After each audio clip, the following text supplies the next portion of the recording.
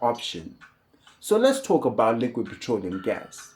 Besides its domestic use in homes for activities such as cooking, it is also used on a commercial level, from a small scale to an industrial scale.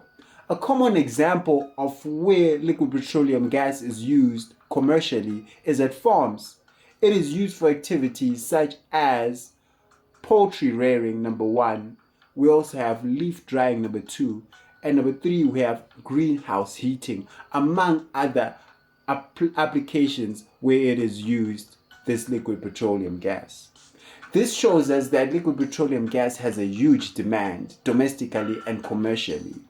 Statistically speaking, it is seen that liquid petroleum gas consumption has increased from 5 million kgs per year in 2010 to 60 million kgs consumed in 2022. That is a sharp rise, and it is projected to even rise further. Because of this demand, a lot of people or businesses have capitalized on this. And this is where the liquid petroleum gas business begins. So we're here to break down the liquid petroleum gas business and what you need to know to get involved. So first thing that you have to know is that there are different levels to this business.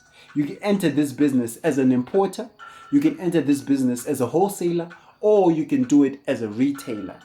And the higher the level you get in, the more profitable it becomes. Okay, so I want to be an importer, I want to be a retailer, I want to be a wholesaler.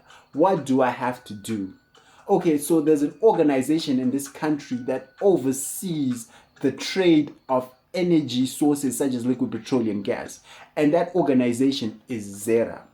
So if you want to trade gas in this country, you have to go to ZERA, and ZERA will require you to apply for a license that allows you to trade liquid petroleum gas. So according to the statutory instrument 57 of 2014 for liquid petroleum gas regulations, you need this license granted by ZERA that states the terms and conditions of operation. Okay, so I want this license, and I want to apply for it. What do I need to have in place in order to apply for it? So the following is a list of the requirements for application of this license. Number one, you need to have copies of LPG regulations and safety standards for handling and storing LPG. Why? See, LPG is highly flammable, and because of this, it is quite dangerous to handle, and it needs to be handled with so much care and so much precaution. And there's a safety standard that was tested, approved, and is trusted by numerous organizations. And this standard is what you have to have copies of, so that you can refer to when you're now in your business, so that safety and quality is maintained during your operations. Number two, you need to get site approval from local authorities.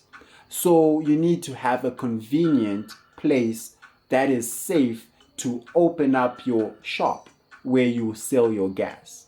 And local authorities such as the city council or town councils can help you identify the spot, and they can make their own assessment of whether it is suitable or not. So you need to deal with them, and you need to talk to them next. Number three, you need an environmental impact assessment certificate or certificate for handling hazardous substances from the Environmental Management Agency. So there we have these people from EMA, the Environmental Management Agency. Those are the big dogs when it comes to things that have to do with the environment, things that impact or affect the environment. And LPG is one of them. So you also have to go with them and sit down with them and have to hear what they have to say about what they require from you if you want to get involved in this kind of business. So we also have number four, you need a fire clearance certificate from your local fire brigade. Why? Because you're dealing with something that is flammable and accidents happen. And when accidents happen, you have to be prepared for them. You need to have measures in place to counteract the consequences or the effects of these certain accidents. and the fire brigade can train people to respond to such hazards or such accidents, or they can equip you with the right things that can help you when situations like this arise. And sometimes they do arise, so it's better to be prepared. Number 5, you need a certified installer to install LPG facilities. When dealing with something this sensitive and dangerous, you might want to have certified professionals to do the installation processes for you. This will ensure safety, and this will ensure quality of services that you provide. And if you have safety and quality, then hey, that's smooth sailing for you. And smooth sailing means more profit. And who doesn't want more profit, especially if you're getting into this business?